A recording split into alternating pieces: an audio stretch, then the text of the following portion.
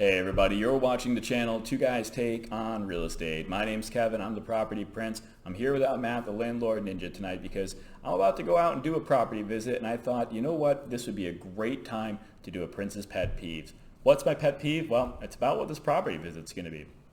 I do walk-arounds very regularly on some of our more challenging properties. By challenging properties, I mean properties that attract challenging tenants. And I always see tenants with trash outside of their doors. Absolutely disgusting, huge pet peeve of mine. But you know what?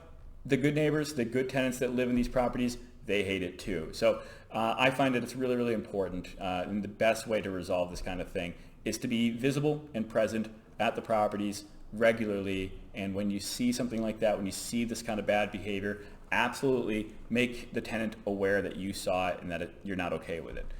Be the voice for the good tenants that will leave you in your property because of the bad ones conducting their bad behavior.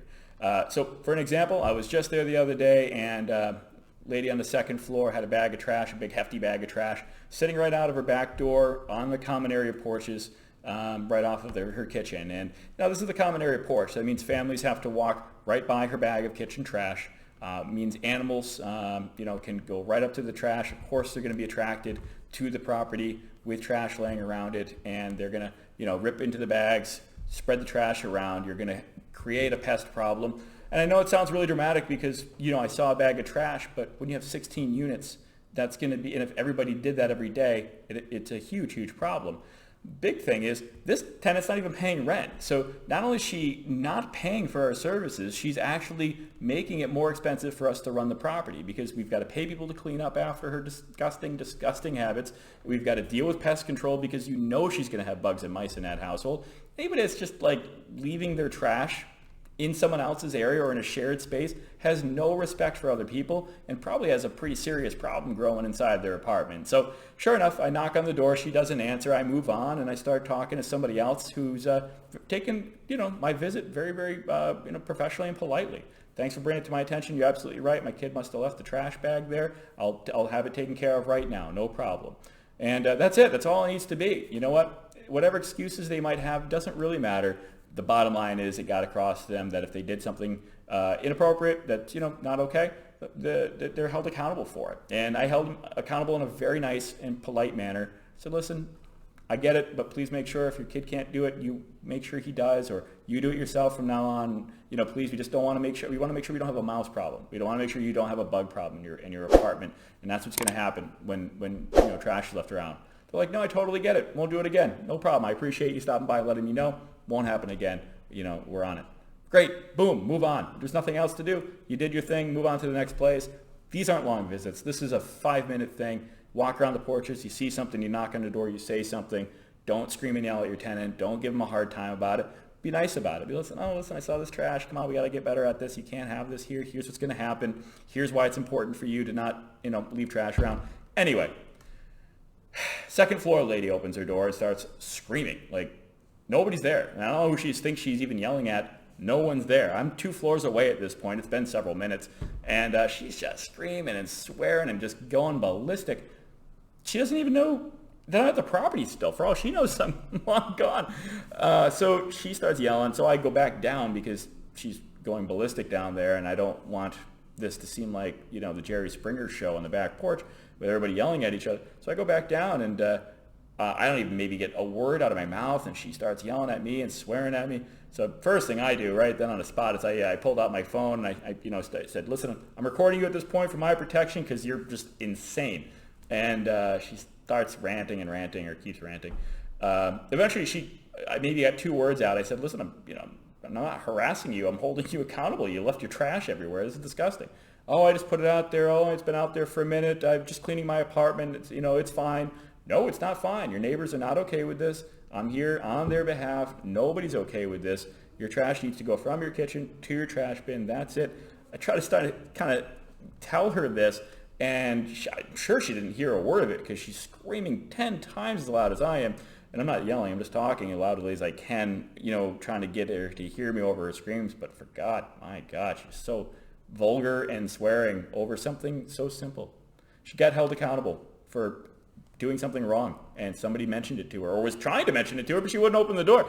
And anyways, she slams the door, and she's back. She tells me she's going to call 911. She slams the door and goes inside, and you can hear her on the phone with the 911 dispatcher. These poor people, and they must have to deal with this kind of crap all the time. And oh, I'm being harassed. He's videotaping me. He's trying to come into my apartment. I've got a kid. I'm wearing a tank top, and he's trying to record me in my home. I'm trying to think of what else. Oh, I'm being racist. Racist. I don't know how that works. All I'm trying to do is tell her she can't leave a bag of trash on the ground. But yeah, so and this is a great example of why you want to be recording stuff, again, legally and with their knowledge, that you're doing it. So the poor cops show up eventually, and I don't know, I'm somewhere at the property, but I can hear her 100 feet away. They didn't even get into the house. She comes storming out the front, and she's like talking to the cops in their cruiser, and you can hear her screaming at them because she's not getting her way, which I don't know. Maybe she expected that they're going to come, handcuff and haul away this horrible landlord who all they're doing is looking after their actual property. Yeah, so that was a fun one. So I'm guaranteeing I'm going to go back down there today. There's going to be more trash because this isn't just a once in a while occurrence. This is a normal occurrence for her. I'm going to do the right thing, the same thing, knock on her door, bring it to her attention again.